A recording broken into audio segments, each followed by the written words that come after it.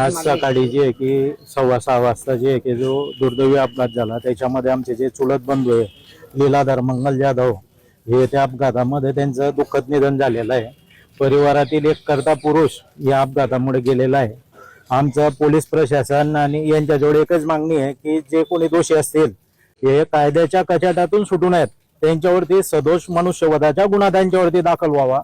हे जे मुलं आहेत की आता आम्हाला समजतंय किंवा आम्ही सीसीटीव्ही पाहतोय तर हे जे हे फक्त ड्रंक अँड ड्राईव्ह त्यांच्या मजाक मस्तीमुळे जे आहेत आज किती जणांचे परिवार जे आहेत या ठिकाणी उद्ध्वस्त झालेले आहेत। तुमच्या माध्यमातून शासनाला विनंती आहे की हे जे हे आरोपी जे आहेत कायद्याच्या याच्यामधून सुटायला नको पाहिजे। हे जे 106 जे कलमांच्या याच्यामध्ये जे की सोडायचा प्रयत्न चालू आहे। 106 एक जर काय ते 5 वर्ष बेलेबल ऑफेन्स आहे। उद्या जो तो आरोपी सुटून जाणार आहे। आमची मागणी आहे की त्याच्यावर 107(2) दाखल व्हायला पाहिजे की जेणेकरून तो जो आहे जो आरोपी आहे तो सोडायला नको पाहिजे। त्याच्यात तात्काळ जे इथं आणल्यानंतर जे आतापर्यंत त्याचे मेडिकल केलं गेलं नाही, त्याने खरोखर त्याने जे दारू पिलेली होती का नव्हती हे जे हे त्यांनी जे ना चौकशी करायला पाहिजे। एक निर्दोष आणि निष्पाप माणसाची या ठिकाणी हत्या झालेली आहे। म्हणजे 2 लोकांना त्यांनी ठोकलेलं आहे आणि हे जे की कायद्याच्या कचाट्यातून तो सुटू नये एवढी आमची विनंती आहे। मी 8:30 वाजेपासून फिर्यादी दाखल करण्यासाठी इथे आलेलो आहे आणि आता 5 वाजेपर्यंत माझी तक्रार घेतली गेलेली आहे। तर मला हे विचारायचं आहे की एक व्यक्ती जीव गेलेला आहे आणि एक क्रिटिकल आहे, गंभीर दुखापत झालेली आहे।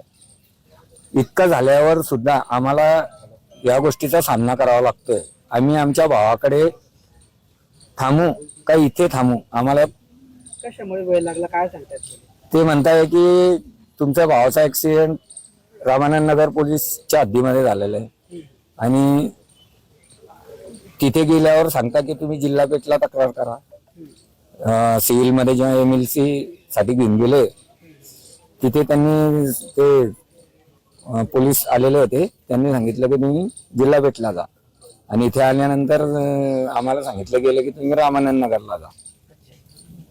किती वेळापासून चालू आहे साधारण? हे 8:30 वाजेपासून। आता जाऊन त्यांनी एकाच फिर्यादीमध्ये दोघांचे नाव टाकले। 5 तासापासून हा, आणि जे लोक आहे ते टोटल 4 होते। ते 4 पैकी फक्त त्यांनी एकाच माणसाला आरोपी केलेले आहे आणि ते पण खरे का खोटे ते तर आता सीसीटीव्ही मध्ये येऊनच जाईल। तुमचं काय म्हणणं आहे? मी याची सखोल चौकशी व्हावी अशी शासनादरबारी मी हात जोडून विनंती करतो। माझ्या भावाला खायला भाकर नाही आहे आणि तो आज मृत्यूशी झुंज देत आहे। माझी शासनाला हीच कळकळीची विनंती आहे। कलेक्टर साहेबांना पण माझी हात जोडून विनंती की त्यांनी लक्ष द्या।